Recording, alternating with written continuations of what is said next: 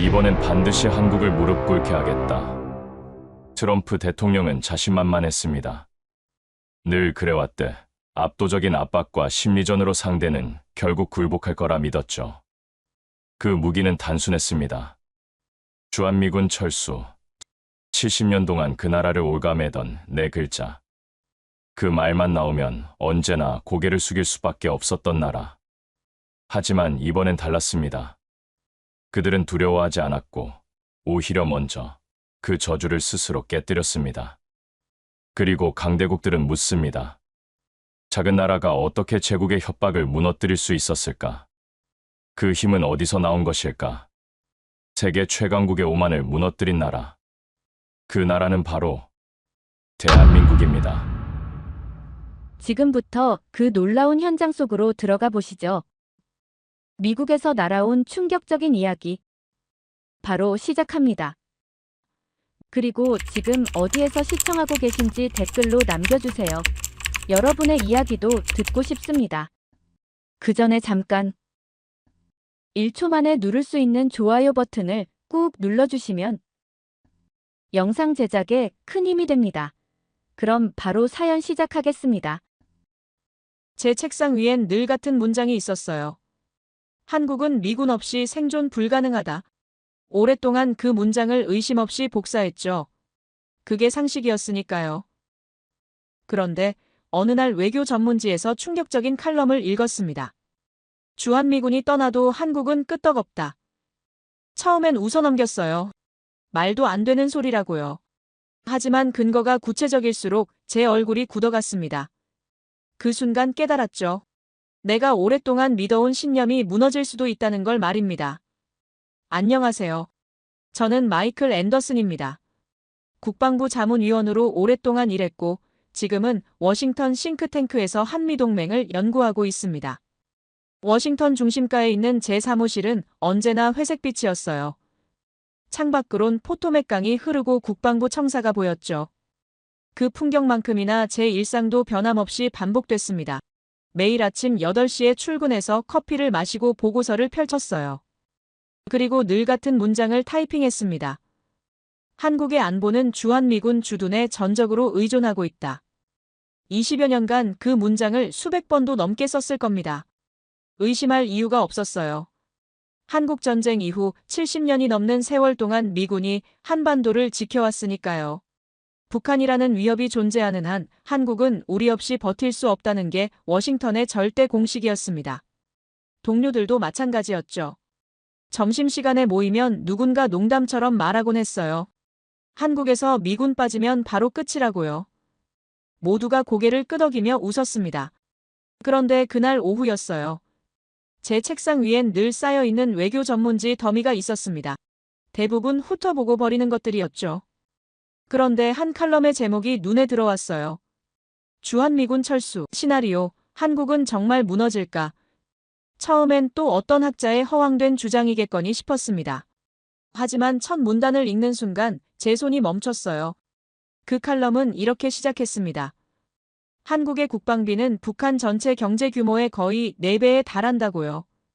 예비병력은 260만 명이 즉시 투입 가능하다고요. 게다가 세계 군사력 순위 5위라는 겁니다. 저는 그 숫자들을 다시 읽었어요. 한 번도 아니고 3번도 넘게 읽었습니다. 말도 안 된다고 생각했죠.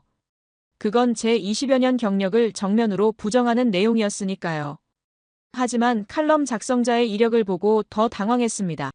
그는 전직 주한미군 정보분석관이었어요. 현장에서 오랫동안 데이터를 다뤘던 사람이었습니다. 허튼 소리를 쓸 사람이 아니었죠. 저는 그 자리에서 제 컴퓨터를 켜고 자료를 찾기 시작했어요. 한국의 국방비 추이, 군사력 평가, 방위산업 수출 규모까지요. 찾으면 찾을수록 제 얼굴은 굳어갔습니다. 한국은 세계에서 9번째로 많은 무기를 수출하는 나라였어요. 폴란드에 전차와 자주포를 대규모로 팔았고 호주에도 자주포를 수출했습니다. 심지어 미국의 동맹국들이 한국 무기를 사가고 있었던 겁니다.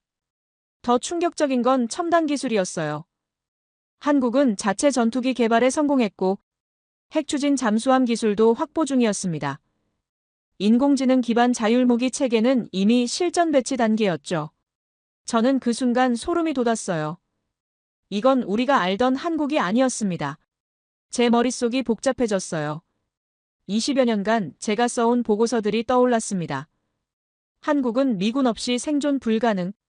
주한미군은 한반도 안정의 핵심. 미군 철수는 곧 안보 붕괴. 그런데 지금 제 앞에 펼쳐진 데이터는 정반대를 말하고 있었어요.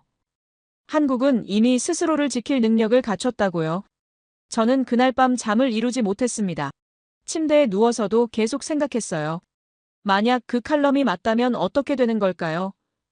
우리가 오랫동안 믿어온 전제가 틀렸다면 우리의 전략 전체가 허상이었던 건 아닐까요? 더 무서운 생각이 들었습니다. 혹시 우리가 한국을 과소평가하며 오만해진 건 아닐까요? 다음 날 아침 출근하자마자 동료 한 명에게 조심스럽게 물었어요. 한국이 미군 없이도 버틸 수 있다는 분석을 본 적 있냐고요. 그는 코웃음을 쳤습니다. 말도 안 되는 소리라고 했죠. 한국은 우리 없으면 한 달도 못 버틴다고 단언했어요. 저는 더 이상 말을 잇지 못했습니다. 하지만 제 안에선 의심이 자라고 있었어요. 확신이 흔들리기 시작했죠. 오랫동안 쌓아온 신념이 모래성처럼 무너질 수도 있다는 두려움이 밀려왔습니다. 그런데 바로 그때였어요. 세계가 발칵 뒤집히는 사건이 터진 겁니다. 워싱턴발 뉴스가 전 세계로 퍼져나갔어요. 행정부 최고 권력자가 한국에 전례 없는 요구를 했다는 겁니다. 3,500억 달러를 현금으로 미국에 투자하라고요. 투자처는 미국이 정하고 수익도 대부분 미국이 가져가겠다고 했습니다. 손실이 나면 한국이 전부 책임지라고요. 저는 그 뉴스를 보며 소름이 돋았어요. 그건 협상이 아니었습니다. 노골적인 약탈이었죠. 동맹국을 상대로 이런 식의 압박을 가하다니요. 저는 국방부에서 오랫동안 일하며 수많은 협상을 봐왔습니다. 하지만 이런 건 처음이었어요. 이건 협상이 아니라 굴복을 강요하는 거였습니다. 더욱 충격적인 건 그 요구를 한 사람의 태도였어요. 그는 미소까지 지으며 이건 서로에게 좋은 거래라고 말했습니다. 한국은 안보를 보장받고 미국은 투자를 받는 윈윈이라고요. 하지만 누가 봐도 이건 일방적인 통보였죠. 거절할 선택지 따윈 애초에 없었습니다. 저는 그 순간 깨달았어요. 워싱턴이 한국을 어떻게 보는지 말입니다. 대등한 동맹이 아니었어요. 필요할 때 쥐어짤 수 있는 자산이었죠. 안보를 볼모로 경제적 이익을 뜯어내는 게 당연하다고 생각하는 겁니다. 저는 그 오만함이 섬뜩했어요. 그리고 며칠 뒤 한국 대통령이 외신 인터뷰에 응했습니다. 전 세계 언론이 그 인터뷰를 주목했죠. 모두가 한국이 어떤 반응을 보일지 궁금해했어요. 대부분은 결국 굴복할 거라고 예상했습니다. 미국을 거역한 나라는 없었으니까요. 하지만 한국 대통령의 답변은 모두의 예상을 뒤엎었습니다. 그는 단호하게 말했어요. 만약 그 요구를 받아들였다면 한국 경제는 무너졌을 거라고요. 그리고 자신은 국민들에게 탄핵당했을 거라고 했습니다. 저는 그 한 문장을 듣는 순간 전율이 흘렀어요. 그건 단순한 거절이 아니었습니다. 그건 미국의 오만함을 전 세계에 폭로하는 선전포고였죠. 탄핵이라는 단어는 그 요구가 얼마나 부당한지를 극명하게 보여줬습니다. 한 나라의 대통령이 목숨을 걸고 거부할 만큼 터무니없는 압박이었다는 걸 세상이 알게 된 겁니다. 저는 그날 사무실에서 멍하니 앉아 있었어요. 제 20여 년 경력이 송두리째 흔들리는 기분이었습니다. 한국은 약소국이 아니었어요. 미국의 보호가 필요한 의존국도 아니었죠. 그들은 이미 스스로 설 수 있는 힘을 가진 나라였습니다. 그리고 그 힘으로 세계 최강국의 횡포를 정면으로 막아낸 겁니다. 제 책상 위엔 여전히 그 문장이 있었어요. 한국은 미군 없이 생존 불가능하다. 하지만 이제 그 문장을 쓸 수가 없었습니다. 제 손이 키보드 위에서 멈췄어요. 20여 년간 의심 없이 써왔던 그 문장이 이제는 거짓말처럼 느껴졌습니다. 저는 결심했어요. 직접 확인하겠다고요. 데이터와 보고서가 아니라 제 두 눈으로 현장을 보겠다고 말입니다. 그 발언이 터진 순간 워싱턴 전체가 얼어붙었습니다. 3,500억 달러 요구는 단순한 협상안이 아니었어요. 그건 세계 최강국이 동맹국을 향해 던진 최후 통첩이었죠. 거부할 수 없을 거라는 오만한 확신이 깔려 있었습니다. 최고 권력자는 그 제안을 내놓으며 미소까지 지었다고 해요. 마치 선물을 주는 것처럼 말입니다. 미국 내부에선 누구도 의심하지 않았어요. 한국이 결국 받아들일 거라고 모두가 확신했죠. 역사가 그걸 증명했으니까요. 지난 수십 년간 미국이 요구하면 동맹국들은 고개를 숙였습니다. 일본이 그랬고 유럽 국가들도 마찬가지였죠. 안보를 볼모로 잡으면 거부할 나라는 없었어요. 저는 그 오만함이 얼마나 뿌리 깊은지 알고 있었습니다. 국방부에서 오랫동안 일하며 수없이 목격했거든요. 동맹국 회의에서 미국 대표들이 보이는 태도를 말입니다. 그들은 협상 테이블에 앉아서도 명령하듯 말했어요. 이건 제안이 아니라 통보였죠. 상대국 대표들은 불만스러운 표정을 지었지만 결국 서명했습니다. 그게 현실이었어요. 그런데 한국 정부가 달랐습니다. 외신 인터뷰에서 나온 그 한 문장은 모든 걸 뒤집어 버렸어요. 만약 그 요구를 받아들였다면 경제가 무너지고 탄핵당했을 거라는 말이었죠. 저는 그 발언을 처음 들었을 때 귀를 의심했습니다. 정말 저렇게 말할 수 있는 건가 싶었어요. 탄핵이라는 단어가 핵심이었습니다. 그 한 단어가 모든 걸 바꿔놨어요. 한국 정부는 그 요구가 얼마나 터무니없는지를 전 세계에 각인시킨 겁니다. 한 나라의 지도자가 목숨을 걸고 거부할 만큼 부당하다는 걸 보여준 거죠. 이건 단순한 거절이 아니었어요. 미국의 횡포를 만천하에 폭로한 선전포고였습니다. 더 무서운 건 그 다음이었어요. 한국 정부는 국제통화기금 위기를 언급했습니다. 90년대 후반 한국이 겪었던 그 악몽 말입니다. 저도 그 사건을 알고 있었어요. 한국 경제가 하루아침에 무너지고 수백만 명이 일자리를 잃었던 비극이었죠. 거리에 실업자들이 넘쳐났고 기업들이 줄줄이 파산했습니다. 한국 정부는 그 기억을 꺼내든 겁니다. 3,500억 달러를 현금으로 내놓으면 그때처럼 경제가 붕괴할 거라고 경고했어요. 그건 과장이 아니었습니다. 실제로 그 정도 규모의 자금이 한순간에 빠져나가면 어떤 나라도 버티기 힘들죠. 환율이 폭등하고 금융시장이 요동치며 기업들이 연쇄 도산할 겁니다. 저는 그 논리에 할 말을 잃었어요. 반박할 수가 없었습니다. 한국 정부는 감정적으로 반발한 게 아니었어요. 냉정하고 구체적인 근거로 미국의 요구를 해부해버린 겁니다. 경제 붕괴와 탄핵이라는 두 단어는 그 요구가 얼마나 위험한지를 명확히 보여줬죠. 워싱턴의 반응은 당혹감 그 자체였습니다. 최고 권력 중심부에서 긴급회의가 열렸다고 해요. 참모들이 모여서 대책을 논의했지만 묘수가 나오지 않았죠. 예상과 완전히 다른 상황이었으니까요. 한국이 고개를 숙이고 협상 테이블로 돌아올 거라 믿었는데 오히려 정면 돌파해버린 겁니다. 더 큰 문제는 세계 언론이었어요. 주요 외신들이 일제히 이 사건을 다뤘습니다. 런던의 유력 금융지는 미국의 규칙을 거부한 최초의 지도자라고 썼어요. 파리의 일간지는 더 철학적으로 접근했죠. 주권이라는 돌멩이가 패권의 균열을 냈다고 분석했습니다. 심지어 보수적이기로 유명한 경제 전문지도 특집 기사를 냈어요. 저는 그 헤드라인들을 하나하나 읽으며 소름이 돋았습니다. 세계가 한국을 주목하고 있었어요. 그리고 그 시선은 동정이나 걱정이 아니었습니다. 경외와 놀라움이었죠. 작은 나라가 거대한 제국에 맞서는 장면을 세상이 숨죽이며 지켜보고 있었어요. 미국 입장에서는 최악의 시나리오였습니다. 힘으로 밀어붙이던 방식이 통하지 않았을 뿐더러 오히려 악당으로 몰리고 있었어요. 한국 정부는 프레임 전쟁에서 완벽하게 승리한 겁니다. 동맹을 배신한 반역자가 아니라 국민을 지키는 애국자로 자리매김했죠. 저는 그 순간을 생생히 기억합니다. 제 사무실에서 동료 한 명이 황당하다는 표정으로 말했어요. 한국이 정말로 거부할 줄은 몰랐다고요. 그의 목소리엔 당혹감과 함께 뭔가 두려움 같은 게 섞여 있었습니다. 오랫동안 통하던 공식이 깨진 거니까요. 저도 마찬가지였어요. 20여 년간 쌓아온 제 인식체계가 흔들렸습니다. 한국은 미국에 의존하는 약소국이 아니었어요. 스스로 판단하고 결정할 수 있는 주권국가였죠. 그들은 미국의 압박 앞에서도 굴복하지 않았습니다. 오히려 그 압박을 무기로 바꿔버렸어요. 명분이라는 무기가 얼마나 강력한지를 저는 그때 처음 깨달았습니다. 전차나 전투기 같은 물리적 힘이 전부가 아니었어요. 정당성과 논리로 무장하면 세계 최강국도 당황하게 만들 수 있었죠. 한국 정부는 바로 그걸 증명해 보인 겁니다. 제 교과서엔 없던 순간이었어요. 국방부에서 배운 모든 이론과 전략이 무용지물처럼 느껴졌습니다.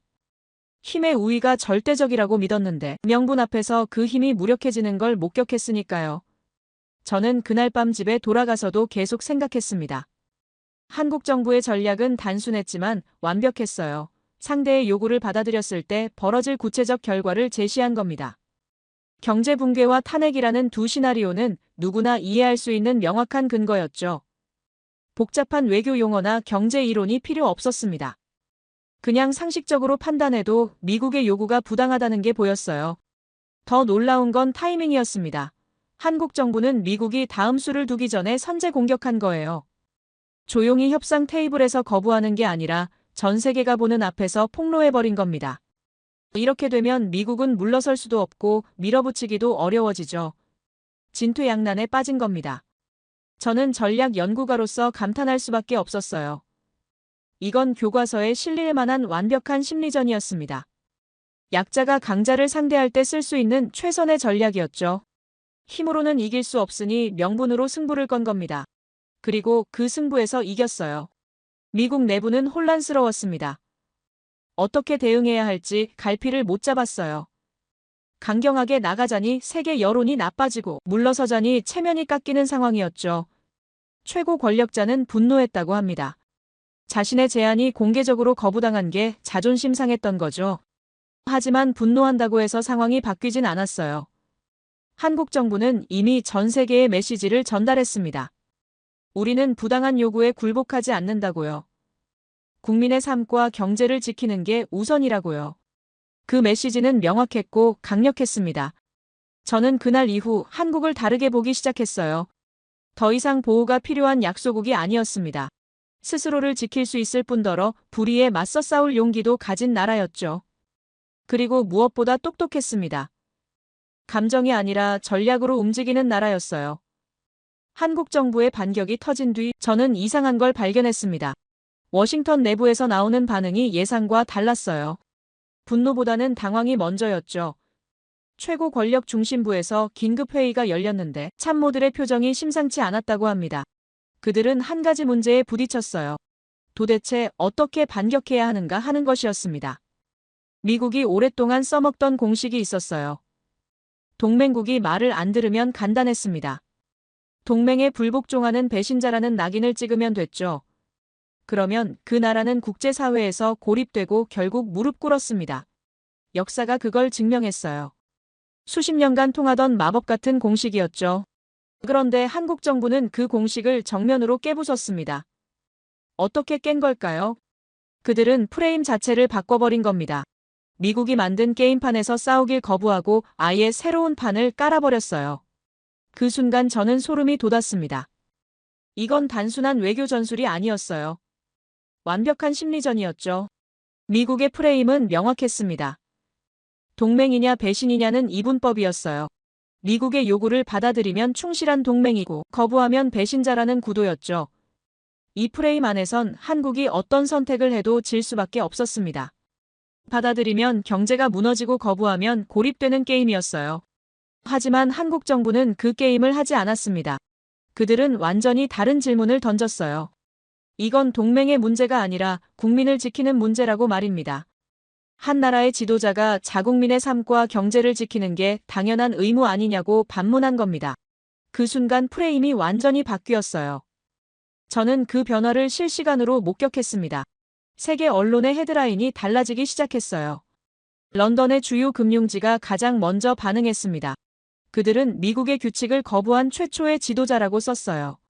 배신자가 아니라 용기 있는 개척자로 묘사한 겁니다. 파리의 유력 일간지는 더 깊이 파고들었습니다. 미국의 패권이 한국에서부터 균열되고 있다고 분석했어요. 그 균열의 원인이 주권이라는 돌멩이 때문이라고 썼죠.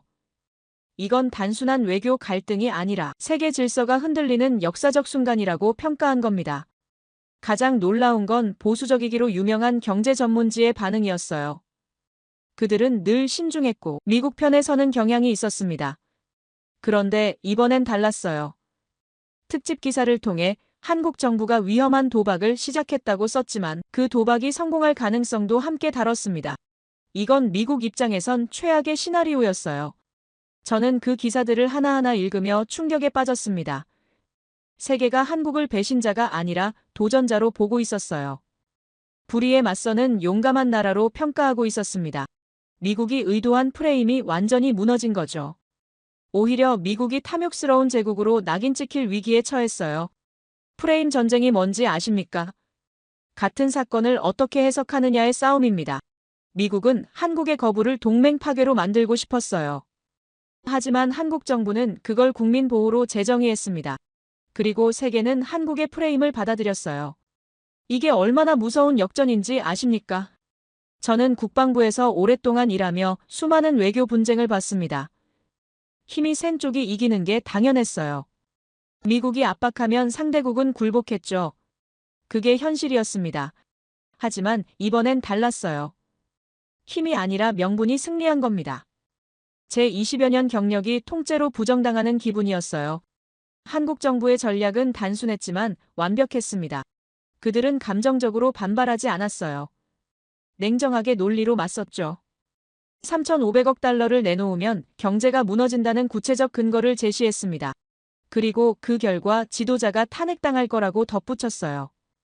이보다 더 명확한 거부 이유가 있을까요?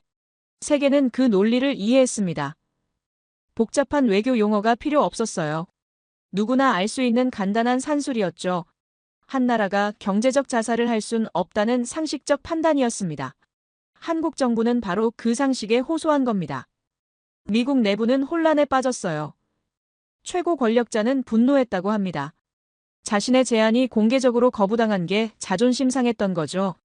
하지만 분노한다고 해서 상황이 나아지진 않았습니다. 오히려 더 꼬였어요. 세계 여론이 한국 편으로 기울고 있었으니까요. 참모들은 대책회의를 열었지만 묘안이 나오지 않았습니다. 강경하게 나가자니 탐욕스러운 제국이라는 비난이 쏟아질 게 뻔했어요. 물러서자니 체면이 말이 아니었죠. 진퇴양난이었습니다. 한국 정부가 완벽한 함정을 파놓은 거예요. 저는 그때 깨달았습니다. 외교는 힘만의 게임이 아니라는 걸 말입니다. 명분과 논리가 때로는 군사력보다 강할 수 있어요. 세계 여론을 장악하면 물리적 힘도 무력해집니다. 한국 정부는 바로 그 지점을 정확히 공략한 겁니다. 세계 언론의 보도는 계속됐습니다. 각국의 주요 매체들이 한국을 다뤘어요. 대부분 긍정적이거나 최소한 중립적이었습니다. 한국을 비난하는 기사는 거의 없었어요. 미국의 요구가 얼마나 부당한지가 명백했으니까요. 저는 동료들과 점심을 먹으며 이 이야기를 나눴습니다. 한 명이 씁쓸하게 웃으며 말했어요. 우리가 너무 오만했던 것 같다고요. 동맹국을 대등한 파트너가 아니라 통제 가능한 자산으로만 봤다고요. 그 말에 다들 침묵했습니다. 부인할 수 없는 진실이었으니까요. 한국 정부는 프레임 전쟁에서 완승을 거뒀습니다. 그들은 배신자가 아니라 애국자로 자리매김했어요. 미국의 횡포에 맞서 국민을 지키는 용감한 지도자로 평가받았죠. 이보다 더 완벽한 역전이 있을까요? 저는 전략 연구가로서 감탄할 수밖에 없었습니다. 트럼프에겐 하나의 신화가 있었습니다. 자신이 세계 최고의 협상가라는 신념이었어요. 그건 단순한 자신감이 아니었습니다. 그의 정체성 그 자체였죠. 그는 평생 그 이미지를 쌓아왔어요. 부동산 거래로 막대한 부를 축적하고 텔레비전 프로그램에서 단호한 결정자로 군림했습니다. 그의 지지자들은 그를 거래의 천재라고 불렀어요. 저는 워싱턴에서 그의 협상 스타일을 여러 번 목격했습니다. 그건 독특했어요. 상대를 압도하는 방식이었죠. 먼저 터무니없는 요구를 던집니다. 상대가 당황하는 걸 지켜보며 미소 짓죠. 그리고 조금씩 양보하는 척하면서 결국 자기가 원하는 걸 얻어냅니다. 상대는 협상에 성공했다고 착각하지만 실제론 트럼프가 계획한 대로 흘러간 거예요. 이 방식은 놀랍도록 효과적이었습니다. 유럽 동맹국들도 당했고 아시아 국가들도 예외가 아니었어요. 일본은 최근 말도 안 되는 협정에 서명했죠. 트럼프는 그 성과를 자랑스럽게 여겼습니다.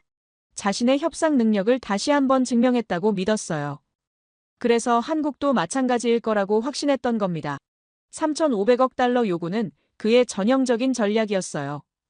엄청난 금액을 먼저 제시하고 한국이 저항하면 조금씩 조건을 완화하는 척하며 원하는 걸 챙기려던 거죠. 그는 이미 승리를 확신했습니다. 한국이 결국 굴복할 거라고 믿었어요. 하지만 한국 정부의 반응은 예상을 완전히 벗어났습니다. 그들은 협상 테이블로 돌아오지 않았어요. 대신 전 세계 언론 앞에서 폭탄 선언을 했죠. 그 계약에 서명했다면 경제가 무너지고 탄핵당했을 거라는 말이었습니다. 그 한 문장이 뭘 의미하는지 아십니까? 트럼프의 제안이 형편없었다는 공개적 조롱이었어요. 세계 최고의 협상가라는 자부심에 정면으로 침을 뱉은 겁니다. 거래의 천재가 만든 계약이 너무 형편없어서 서명하는 순간 탄핵당할 수준이라는 거였죠. 저는 그 소식을 들었을 때 숨이 멎는 줄 알았습니다. 이건 단순한 거절이 아니었어요. 트럼프의 자존심을 정조준한 공격이었습니다. 그가 가장 아끼는 이미지를 산산조각 낸 거죠. 돈을 잃는 것보다 체면을 잃는 게 그에겐 더 큰 타격이었을 겁니다. 최고 권력 중심부의 분위기는 얼어붙었다고 합니다. 측근들이 긴급회의를 소집했지만 아무도 선뜻 말을 꺼내지 못했어요. 트럼프의 기분을 건드리면 안 됐으니까요. 그는 자신의 이미지에 병적으로 집착하는 사람이었습니다. 자신을 비난하는 기사가 나오면 밤새 트위터에 반박문을 올렸고 자신을 조롱하는 사람들을 절대 용서하지 않았어요. 그런 그가 지금 전 세계 앞에서 무능한 협상가로 낙인 찍힌 겁니다. 한국 정부가 던진 그 한마디는 단순한 거절을 넘어섰어요. 당신이 만든 계약은 쓰레기라는 선언이었죠. 트럼프의 정체성 자체를 부정한 겁니다. 세계 언론은 이 장면을 놓치지 않았습니다. 주요 외신들이 일제히 보도했어요. 뉴욕의 유력 일간지는 트럼프가 한국에게 당했다고 썼습니다. 런던의 매체는 더 직설적이었어요. 거래의 명수가 협상에서 졌다고 대서특필했죠. 저는 그 헤드라인들을 보며 소름이 돋았습니다. 트럼프가 얼마나 분노할지 상상이 됐어요. 그는 자신을 비난하는 기사 하나에도 격렬히 반응하는 사람이었습니다. 하물며 자신의 핵심 이미지가 무너지는 걸 보면 어떻게 될까요? 측근 한 명이 조심스럽게 대응 방안을 제시했다고 합니다. 한국과 다시 협상 테이블에 앉자는 내용이었어요. 하지만 트럼프는 거부했죠. 그건 패배를 인정하는 것처럼 보일 테니까요. 그는 절대 자신이 틀렸다고 인정하지 않는 사람이었습니다. 그렇다고 강경하게 나가기도 어려웠어요. 세계 여론이 한국 편이었으니까요. 미국이 부당한 요구를 했다는 게 이미 기정사실처럼 굳어졌습니다. 여기서 한국을 압박하면 탐욕스러운 제국이라는 비난만 더 커질 게 뻔했어요. 트럼프는 진퇴양난에 빠진 겁니다. 물러서도 안 되고 밀어붙이기도 어려운 상황이었죠. 한국 정부가 완벽한 함정을 파놓았습니다. 그리고 트럼프는 그 함정에 스스로 걸어 들어간 거예요. 저는 그의 심리 상태를 상상해 봤습니다. 자신이 완벽하다고 믿었던 전략이 무너졌어요. 자신을 거래의 천재라고 믿었는데 전 세계가 형편없는 협상가라고 비웃고 있습니다. 이건 그에게 단순한 외교적 실패가 아니었어요. 자존심과 정체성이 송두리째 흔들리는 치명타였죠. 더 무서운 건 이게 끝이 아니라는 점이었습니다. 한국 정부는 첫 수를 둔 거였어요. 트럼프의 자존심을 무너뜨리고 세계 여론을 장악했습니다. 이제 다음 수를 기다리고 있었죠. 트럼프가 어떻게 반응할지 지켜보는 겁니다. 미국 내부에선 불안감이 퍼졌습니다. 동맹국 하나가 공개적으로 반기를 든 거였어요. 이건 단순한 외교 분쟁이 아니었습니다. 미국의 패권 자체가 흔들리는 신호탄이었죠. 한국이 성공하면 다른 나라들도 따라할 수 있었어요. 저는 동료들과 이 문제를 논의했습니다. 한 명이 씁쓸하게 웃으며 말했어요. 트럼프가 너무 나간 것 같다고요. 동맹국을 상대로 저런 식의 요구는 무리였다고요. 다들 고개를 끄덕였습니다. 하지만 누구도 그 말을 공개적으로 하진 못했어요. 트럼프의 분노는 시간이 갈수록 커졌을 겁니다. 그는 자신을 모욕한 사람을 절대 용서하지 않는 성격이었어요. 한국 정부가 그를 공개적으로 조롱했습니다. 이건 개인적 복수의 대상이 된 거였죠. 국가 대 국가의 냉정한 외교가 아니라 상처 입은 자존심의 보복전으로 변질될 가능성이 높았습니다. 저는 그게 두려웠습니다. 감정에 휘둘린 결정은 예측 불가능하거든요. 트럼프가 어떤 식으로 한국을 압박할지 아무도 몰랐어요. 합리적 판단이 아니라 분노에 기반한 보복이 될 테니까요. 한국 정부의 반격이 트럼프의 자존심을 무너뜨린 뒤 미국 정부는 선택의 기로에 섰습니다. 경제적 압박이 명분 싸움에서 졌다면 이제 남은 카드는 하나였어요. 바로 안보였습니다. 70년간 미국이 한국을 통제해온 가장 강력한 족쇄였죠. 주한미군 철수라는 마법 같은 주문이었습니다. 저는 그 카드가 얼마나 강력한지 잘 알고 있었어요. 국방부에서 오랫동안 일하며 수없이 목격했습니다. 한국 정부가 미국의 요구를 거절하려 할 때마다 나오는 한마디였죠. 우리가 떠나면 북한 때문에 끝장이라는 경고였습니다. 그 말이 나오면 한국은 언제나 물러섰어요. 왜 그랬을까요? 한국 전쟁의 트라우마가 너무 깊었기 때문입니다. 북한이라는 실존적 위협 앞에서 한국은 미군 없이 버틸 수 없다고 믿어왔어요. 미국도 그걸 알았습니다. 그래서 그 공포를 담보로 천문학적인 방위비 분담금을 요구했고 불리한 무역 협상을 강요했죠. 주한미군 철수라는 네 글자는 절대적인 협박 카드였습니다. 저는 그 카드가 이번에도 나올 거라고 예상했어요. 경제적 압박이 실패했으니 안보 카드를 꺼낼 수밖에 없었습니다. 미국 정부 내부에서도 그런 논의가 있었다고 들었어요. 한국이 계속 버티면 주한미군 감축을 시사하라는 의견이 나왔다고 합니다. 그런데 한국 정부가 선수를 쳤습니다. 미국이 그 카드를 꺼내기도 전에 먼저 판을 뒤집어 버린 거예요. 한국 정부 수반이 소셜미디어에 글을 올렸습니다. 제목은 간단했어요. 강력한 자주국방의 길을 열겠다는 내용이었죠. 저는 그 글을 읽는 순간 온몸에 전율이 흘렀습니다. 이건 단순한 정책 발표가 아니었어요. 미국을 향한 선제 공격이었죠. 당신들이 미군 철수 카드를 꺼내기 전에 우리가 먼저 준비하겠다는 선언이었습니다. 70년간 목을 조여온 그 족쇄를 스스로 끊어버리겠다는 대담한 도전이었어요. 그 글의 내용은 충격적이었습니다. 한국은 이미 세계 군사력 5위라고 밝혔어요. 국방비는 북한 전체 경제 규모의 4배에 달한다고 했습니다. 즉시 전투에 투입 가능한 예비병력이 260만 명이라는 구체적 숫자도 제시했죠. 이건 허세가 아니었어요. 검증 가능한 데이터였습니다. 저는 그 숫자들을 확인하기 위해 자료를 뒤졌습니다. 놀랍게도 모두 사실이었어요. 한국의 군사력은 우리가 생각했던 것보다 훨씬 강했습니다. 세계 5위라는 건 결코 과장이 아니었죠. 최신 전차와 자주포를 자체 생산하고 있었고 전투기 개발에도 성공했어요. 더 무서운 건 미래 전략이었습니다. 한국 정부는 인공지능 기반 전투 로봇과 무장 자율 드론을 개발 중이라고 밝혔어요. 초정밀 공격 방어 미사일 체계도 구축하고 있다고 했습니다. 이건 과거의 인해 전술이 아니었어요. 첨단 기술로 무장한 스마트 강군이었죠. 한국 정부는 더 나아갔습니다. 소수의 정예 병력이 첨단 과학 기술과 결합하면 수적으로 우세한 적도 압도할 수 있다고 선언했어요. 이건 북한만을 겨냥한 게 아니었습니다. 미국을 향한 메시지였죠. 너희 군대가 없어도 우리는 충분히 강하다는 거였어요. 저는 그 글의 마지막 문장에서 숨이 멎었습니다. 외국 군대 없으면 자주국방이 불가능한 것처럼 생각하는 일각의 굴종적 사고라는 표현이었어요. 굴종적 사고라는 네 글자가 칼날처럼 날카로웠습니다. 이건 한국 내부의 친미 세력을 겨냥한 동시에 미국의 오만함을 정면으로 비판한 거였어요. 워싱턴의 반응은 경악 그 자체였습니다. 주한미군 철수는 70년간 절대적 협박 카드였어요. 그 카드만 꺼내면 한국은 언제나 물러섰습니다. 그런데 한국 정부가 먼저 그 카드를 무력화시켜버린 겁니다. 이제 미국이 주한미군 감축을 거론해봤자 한국은 알아서 하라고 할 게 뻔했어요. 저는 그 전략의 치밀함에 감탄할 수밖에 없었습니다. 한국 정부는 미국의 다음 수를 정확히 예측하고 있었어요. 경제적 압박이 실패하면 안보 카드를 꺼낼 거라는 걸 알았던 겁니다. 그래서 선수를 친 거죠. 상대가 카드를 꺼내기 전에 그 카드의 효력을 없애버린 겁니다.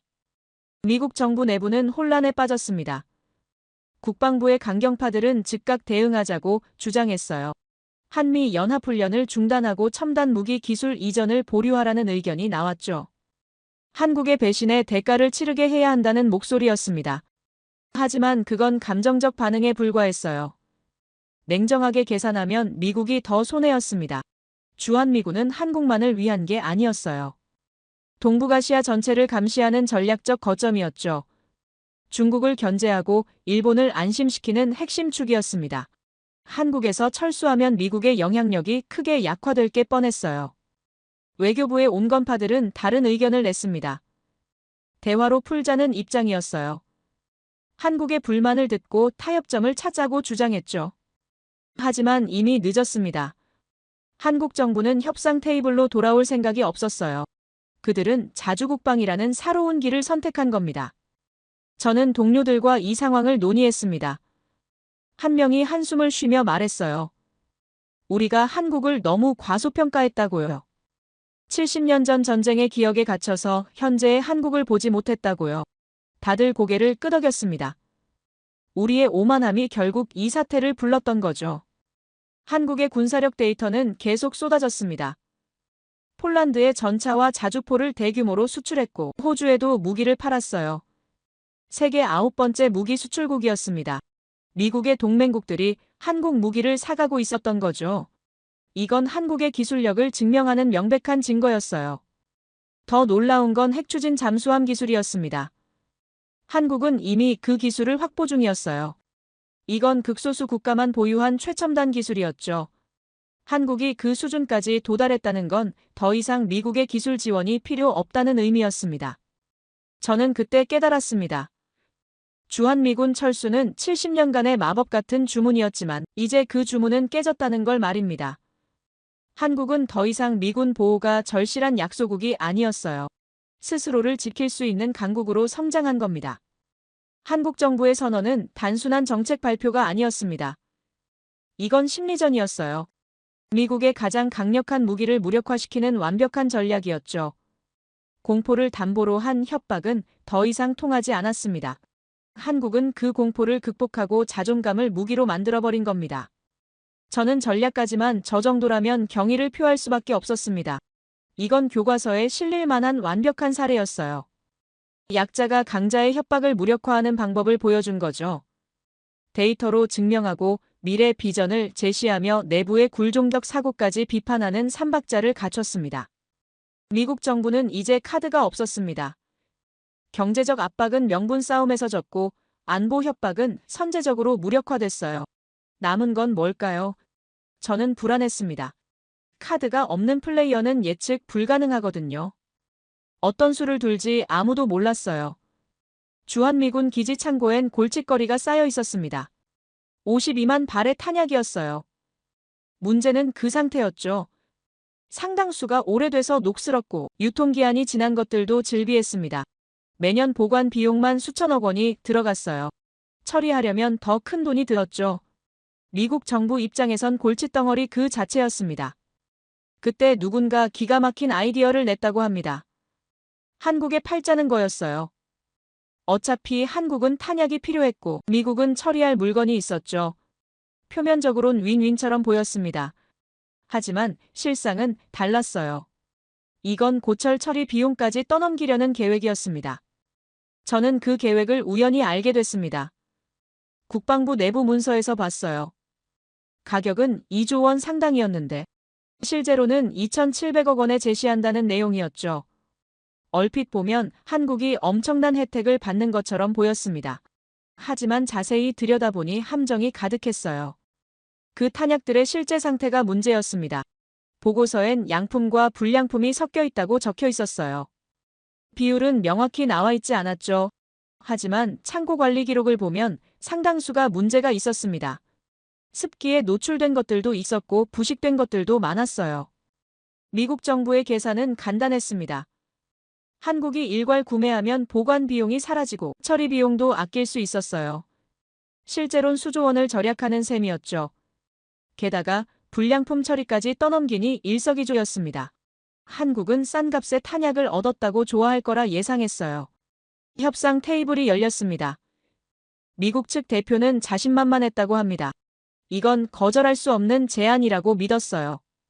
한국은 북한의 위협 때문에 탄약 비축이 절실했고 이 가격이면 파격적이었죠. 계약서를 내밀며 미소 지었다고 해요. 하지만 한국 측의 반응이 예상과 달랐습니다. 그들은 즉시 서명하지 않았어요. 대신 철저한 검수를 요구했죠. 모든 탄약을 하나하나 확인하겠다는 입장이었습니다. 미국 측은 당황했어요. 그냥 믿고 사는 게 보통이었는데 한국은 달랐습니다. 검수팀이 투입됐습니다. 한국의 무기 전문가들이 창고로 들어갔어요. 며칠 동안 꼼꼼히 확인했죠. 그리고 충격적인 보고서를 내놨습니다. 52만 발 중 상당수가 불량품이라는 내용이었어요. 유통기한이 지났거나 부식됐거나 습기에 노출된 것들이었습니다. 한국 측은 회의 테이블에서 그 보고서를 펼쳤습니다. 구체적인 데이터와 사진까지 첨부돼 있었어요. 미국 측 대표는 할 말을 잃었죠. 불량품이 섞여 있다는 걸 부인할 수 없었습니다. 증거가 명백했으니까요. 그런데 한국의 다음 수가 가관이었습니다. 그들은 거절하지 않았어요. 대신 새로운 제안을 내놨죠. 양품만 골라서 가져가겠다는 거였습니다. 불량품은 미국이 알아서 처리하라고 했어요. 미국 측은 당황했습니다. 계획이 완전히 틀어진 거였죠. 더 놀라운 건 그 다음이었습니다. 한국 측이 역제안을 던진 겁니다. 불량품 처리를 도와주겠다는 내용이었어요. 대신 처리비 2,700억 원을 달라고 했죠. 미국 측 대표는 귀를 의심했을 겁니다. 상황이 완전히 뒤집힌 거였어요. 저는 그 소식을 들었을 때 웃음이 나왔습니다. 이건 완벽한 역전극이었어요. 미국은 불량품을 떠넘기려 했지만 한국은 거절했습니다. 그들은 판을 뒤집는데 그치지 않았어요. 판돈까지 가져간 겁니다. 한국의 논리는 명쾌했습니다. 불량탄을 처리하려면 미국도 막대한 비용이 들 거라고 지적했어요. 환경 규제 때문에 함부로 폐기할 수도 없었죠. 한국이 처리해주면 미국은 그 비용을 아낄 수 있다는 계산이었습니다. 게다가 양품 탄약은 공짜로 가져가겠다고 했어요. 미국 측은 진퇴양난에 빠졌습니다. 거절하자니 불량탄 처리 비용이 만만치 않았고 받아들이자니 체면이 말이 아니었어요. 고철을 팔려다가 오히려 돈을 주고 처리를 맡기는 꼴이었죠. 협상은 길어졌습니다. 미국 측은 조건을 바꿔보려 했어요. 하지만 한국은 꿈쩍하지 않았습니다. 데이터가 명확했고 논리가 탄탄했어요. 결국 미국이 굴복했습니다. 처리비 2,700억 원을 주고 불량탄 처리를 맡기기로 한 겁니다. 최종 결과는 충격적이었습니다. 한국은 멀쩡한 탄약을 공짜로 얻었어요. 거기다 처리비까지 챙겼죠. 미국은 불량품을 떠넘기려다가 오히려 돈을 주고 처리를 맡긴 겁니다. 이보다 완벽한 역전이 있을까요? 저는 그 협상 과정을 복기하며 감탄했습니다. 한국의 전략이 치밀했어요. 먼저 철저한 검수로 상대의 의도를 간파했죠. 그리고 약점을 정확히 공략했습니다. 불량탄 처리 비용이라는 미국의 급소를 찌른 거예요. 더 놀라운 건 협상 타이밍이었습니다. 한국은 이미 미국과의 큰 싸움에서 승기를 잡고 있었어요. 3,500억 달러 요구를 거부하고 자주국방을 선언한 뒤였죠. 이런 상황에서 탄약 협상까지 이긴 겁니다. 연승을 거둔 거예요. 미국 내부의 반응은 충격이었습니다. 한국이 이렇게까지 똑똑할 줄 몰랐다는 반응이었어요. 단순히 군사력만 강한 게 아니었습니다. 협상 능력까지 뛰어났죠. 상대의 약점을 정확히 파악하고 공략하는 전략가들이었어요. 저는 동료와 이 이야기를 나눴습니다. 그가 씁쓸하게 웃으며 말했어요. 우리가 한국을 너무 우습게 본 것 같다고요. 보호가 필요한 약소국쯤으로 생각했는데 실제론 우리를 역관광 보낼 정도라고요. 저도 고개를 끄덕였습니다. 이 사건은 단순한 탄약 거래가 아니었습니다. 한국의 능력을 보여준 상징적 사건이었어요. 그들은 데이터로 무장하고 논리로 싸웠습니다. 감정이 아니라 냉철한 계산으로 움직였죠. 그리고 완벽하게 승리했어요. 협상의 신화가 산산조각 나는 장면을 보았습니다. 미국이 항상 이긴다는 믿음이 깨진 거였어요. 한국은 작은 나라였지만 결코 만만한 상대가 아니었습니다. 오히려 미국보다 더 영리하게 움직였죠. 하지만 그 승리의 여운이 채 가시기도 전에 저는 묘한 위화감을 느꼈습니다. 워싱턴이 너무 조용해진 거예요. 연이은 패배에 분노할 법한데 오히려 침묵이 흘렀죠. 그 침묵이 저를 불안하게 만들었습니다. 오랫동안 이곳에서 일하며 배운 게 하나 있었어요. 권력의 중심부가 조용해질 때가 가장 위험하다는 것이었습니다. 패배를 인정하지 않는 사람들의 다음 수는 항상 예측 가능했어요. 표면적으론 조용해지지만 물밑에선 더 치밀한 계획이 짜여지죠. 그리고 제 불안은 며칠 만에 현실이 됐습니다. 한국이 여러 차례 승리를 거둔 뒤 미국 정부의 분위기가 확연히 바뀌었어요. 회의실의 목소리가 낮아졌고 문서의 흐름이 달라졌습니다. 더 이상 격렬한 논쟁이나 강경한 입장이 오가지 않았어요. 대신 차가운 계산과 조용한 합의가 자리 잡았죠. 제 책상으로 돌아오는 보고서의 내용이 바뀌기 시작했습니다. 더 이상 직접적인 압박이 아니었어요. 대신 경제분석 보고서가 늘어났죠. 한국의 금융시장 불확실성에 관한 내용이었습니다. 표면적으론 객관적 분석처럼 보였지만 저는 그 이면의 숨은 의도를 읽을 수 있었어요. 문장의 선택이 달랐습니다. 중립적 표현이 아니라 우려를 담은 단어들이었죠. 현 정부의 예측 불가능한 외교 노선이 투자 리스크를 높이고 있다는 논리였어요. 이건 단순한 분석이 아니었습니다. 신호탄이었죠. 며칠 뒤 월스트리트가 움직였습니다. 주요 투자은행들이 일제히 한국 경제에 대한 보고서를 발표했어요. 타이밍이 너무 완벽했습니다. 마치 누군가 신호를 보낸 것처럼 동시다발적이었죠. 우연이라고 보기엔 지나치게 조율된 움직임이었어요. 그 보고서들의 내용은 비슷했습니다. 한국 정부의 외교 정책이 불확실성을 키우고 있다는 평가였어요. 투자자들에게 신중한 접근이 필요하다고 권고했죠. 신용평가사들도 가세했습니다. 한국의 신용등급 전망을 안정적에서 부정적으로 조정했어요. 미국의 무기는 더 이상 미사일이 아니었습니다. 그것은 달러와 월스트리트였죠. 저는 그 움직임을 보며 소름이 돋았어요. 이건 시장의 자연스러운 반응이 아니었습니다. 너무나 정교하게 설계된 공격이었죠. 보이지 않는 손이 금융시장을 조종하고 있었어요. 한국의 금융시장이 흔들리기 시작했습니다. 외국 자본이 빠져나가기 시작했어요. 처음엔 천천히 움직였지만 점차 속도가 붙었죠. 주식시장이 출렁였고 환율이 급등했습니다. 원화 가치가 떨어지며 수입 물가가 치솟았어요. 칼은 보이지 않았지만 상처는 깊었습니다. 실제 경제 위기가 아니라 위기에 대한 공포가 퍼지고 있었어요. 한국의 경제 펀더멘털은 견고했습니다. 수출은 호조였고 외환 보유고도 충분했죠. 하지만 숫자와 무관하게 시장 심리가 악화됐어요. 저는 한국의 뉴스를 추적했습니다. 서민들의 불안이 커지고 있었어요. 생활비가 오르고 물가가 뛰었죠. 사람들은 정부의 외교 정책 때문이라고 생각하기 시작했습니다. 이게 바로 금융전쟁의 무서운 점이었어요. 실제 피해보다 심리적 타격이 더 컸죠. 하지만 금융공격은 시작에 불과했습니다. 미국은 외교 무대에서도 움직였어요. 일본을 이용하기 시작한 겁니다. 주요국 정상회담이 열렸을 때였습니다. 미국과 일본이 공동성명을 발표했어요. 인도태평양 지역의 안정을 해치는 일부 국가의 예측 불가능한 행동에 우려를 표한다는 내용이었죠. 누가 봐도 한국을 겨냥한 말이었습니다. 직접 이름을 거론하지 않았지만 모두가 알 수 있었어요. 이건 교묘했습니다. 미국이 직접 나서면 비난받을 테니 동맹국을 앞세운 거였죠. 일본은 기꺼이 그 역할을 맡았어요. 국제 무대에서 한국을 따돌리는 분위기가 조성됐습니다. 주요 안보회의에서 한국이 배제되기 시작했어요. 중요한 논의가 있을 때 한국만 빠진 채 진행됐죠. 이건 고립 작업이었습니다.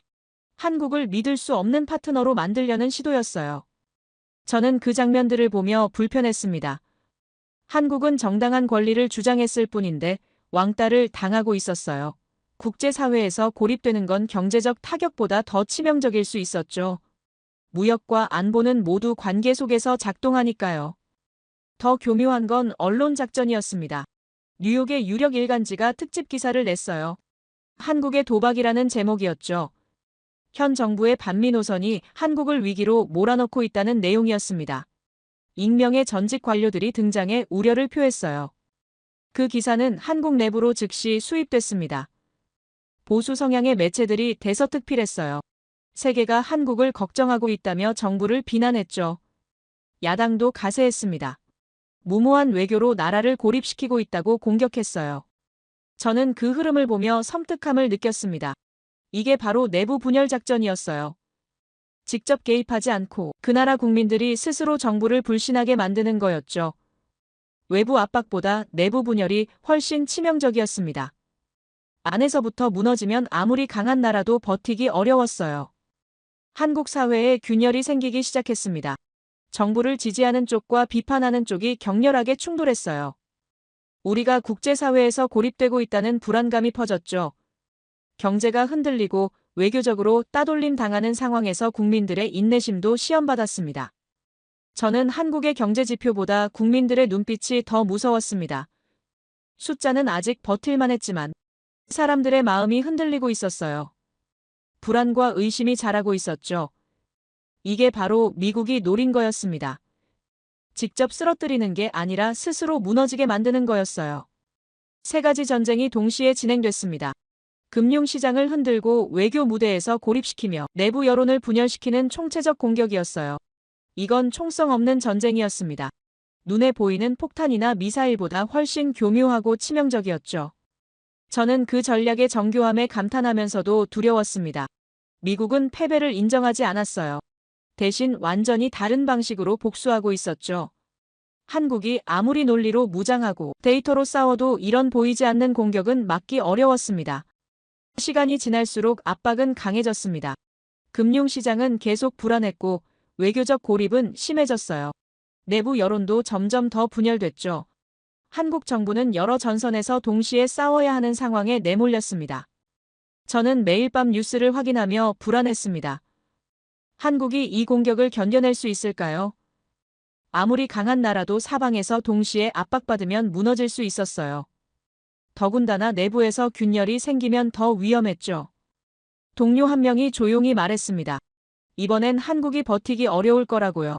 아무리 똑똑해도 미국의 총체적 압박은 다른 차원이라고요. 저도 그 말에 반박할 수 없었습니다. 현실적으로 보면 한국이 불리했어요. 하지만 한편으론 궁금했습니다. 한국이 이번에도 반전을 만들어낼 수 있을까요? 그들은 지금까지 모든 예상을 뒤엎었어요. 누구도 예측하지 못한 방식으로 승리했죠. 혹시 이번에도 우리가 상상하지 못한 수를 준비하고 있는 건 아닐까요? 삼중 압박이 한국을 짓누르던 그 순간 정부 수반이 움직였습니다. 온 국민을 향해 단호한 메시지를 던진 거예요. 우리는 흔들리지 않는다는 선언이었죠. 그 말은 단순했지만 강력했습니다. 복잡한 외교 용어 없이 국민과 경제를 지킬 뿐이라고 했어요. 금융시장 불안에 대해선 구체적 대책을 내놨습니다. 외환 보유고가 충분하고 수출은 호조라는 데이터를 제시했죠. 외교적 고립 시도에 대해선 더 많은 나라들과 관계를 확대하겠다고 밝혔어요. 미국 중심의 질서가 아니라 다변화된 외교를 펼치겠다는 청사진이었습니다. 그 메시지가 국민들에게 닿기 시작했습니다. 처음엔 불안해하던 사람들이 점차 깨닫기 시작했어요. 정부가 잘못한 게 아니라 정당한 권리를 주장했다는 걸 말입니다. 부당한 요구를 거부한 것뿐인데 왜 우리가 고립당해야 하느냐는 목소리가 커졌죠. 거리로 시민들이 쏟아져 나왔습니다. 손에는 자주 국방을 지지하는 피켓이 들려 있었어요. 우리는 당당하다는 구호가 울려 퍼졌죠. 내부 분열을 노렸던 미국의 전략이 오히려 국민을 결집시킨 겁니다. 위기 앞에서 한국인들은 하나가 됐어요. 외신 기자들이 그 장면을 놓치지 않았습니다. 서울 광장을 가득 메운 인파를 카메라에 담았죠. 세계 언론의 논조가 바뀌기 시작했어요. 처음엔 한국의 위험한 도박이라던 보도가 달라졌습니다. 이제는 한국의 용기 있는 도전이라고 썼어요. 파리의 유력 일간지가 특집 기사를 냈습니다. 한국은 강대국의 질서를 거부한 최초의 국가라고 평가했어요. 작은 나라가 불의에 맞서는 모습이 전 세계에 영감을 준다고 썼죠. 런던의 경제 전문지도 가세했습니다. 협상력의 새로운 교본이라는 제목이었어요. 다른 중소국가들도 주목하기 시작했습니다. 한국의 성공이 자신들에게도 가능성을 보여줬어요. 미국의 부당한 요구에 굴복하지 않아도 된다는 희망을 준 겁니다. 세계 질서에 균열이 생기고 있었죠. 워싱턴의 분위기가 묘하게 변했습니다. 한국을 압박하던 목소리가 줄어들었어요. 오히려 대화를 모색해야 한다는 의견이 나오기 시작했죠. 강경 일변도 전략이 실패했다는 걸 인정하는 분위기였습니다. 동료 한 명이 조용히 말했습니다. 우리가 한국을 너무 몰아붙인 것 같다고요. 정당한 권리 주장을 배신으로 몰았다며 반성하는 목소리였어요. 다른 이들도 고개를 끄덕였습니다. 분위기가 완전히 바뀌고 있었죠. 그 모든 과정을 지켜보며 깨달은 게 있습니다. 한국은 더 이상 약자가 아니었어요. 스스로의 길을 선택한 강자였죠. 힘이 아니라 명분으로 싸웠고 데이터와 논리로 무장했습니다. 그리고 가장 중요한 건 국민들이 함께했다는 점이었어요. 제 책상 위엔 여전히 그 문장이 있습니다. 한국은 미군 없이 생존 불가능하다는 문장이었죠. 20여 년간 의심 없이 써왔던 그 말을 이제 더 이상 쓸 수 없게 됐어요. 한국은 그 문장이 거짓임을 증명해 보였습니다. 미국인으로서 부끄러웠지만 인간으로서는 감동했습니다. 한 나라가 자존심을 지키기 위해 싸우는 모습이 아름다웠어요. 세계 최강국의 압박 앞에서도 굴복하지 않는 용기가 경이로웠죠. 이건 단순한 외교 분쟁이 아니었습니다. 새로운 시대가 열리는 역사적 순간이었어요. 오랫동안 국방부에서 일하며 수많은 협상을 받습니다. 힘이 센 쪽이 이기는 게 당연했죠. 하지만 한국은 그 공식을 깼어요.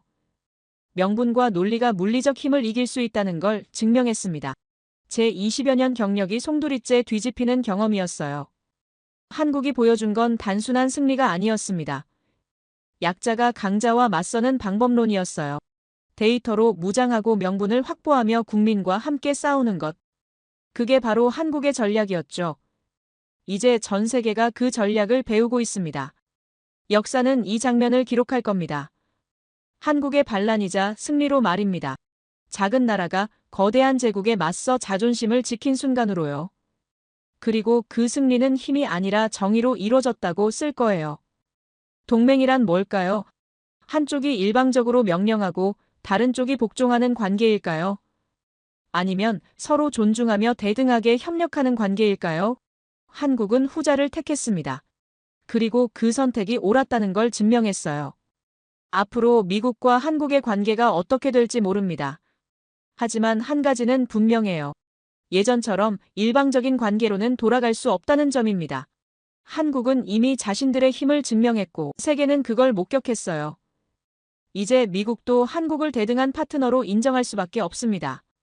연구자로서 한국을 의존국이라 규정했던 제 자신이 부끄럽습니다. 편견에 갇혀 현실을 보지 못했어요. 70년 전 전쟁의 기억에 머물러 지금의 한국을 보지 못한 겁니다. 하지만 이제 알았습니다. 한국은 더 이상 보호가 필요한 나라가 아니에요. 오히려 세계가 한국에게 배워야 합니다. 불의에 맞서는 용기를 말입니다. 데이터와 논리로 무장하는 지혜를 말이죠. 그리고 무엇보다 국민과 함께 싸우는 힘을 배워야 해요. 한국이 보여준 그 모든 것들이 인류의 새로운 교과서가 될 겁니다. 제 이야기가 누군가에게 닿았으면 좋겠습니다. 특히 강대국의 압박에 시달리는 작은 나라들에게 말입니다. 한국의 사례가 희망이 되길 바랍니다. 굴복하지 않아도 된다는 용기를 주길 바라요. 명분과 논리로 맞서면 승리할 수 있다는 걸 보여주길 바랍니다. 제 이야기를 끝까지 들어주셔서 감사합니다. 한국의 용기 있는 도전이 세계에 더 많은 변화를 가져오길 바랍니다. 모두 안녕히 계세요. 오늘의 사연 어떻게 들으셨나요? 작은 나라가 거대한 제국의 압박 앞에서 보여준 선택, 그리고 그 과정에서 드러난 자존심과 전략은 분명 많은 걸 생각하게 만듭니다. 누군가는 무모하다고 할 수도 있고 또 다른 누군가는 용기라 말할 수도 있겠죠.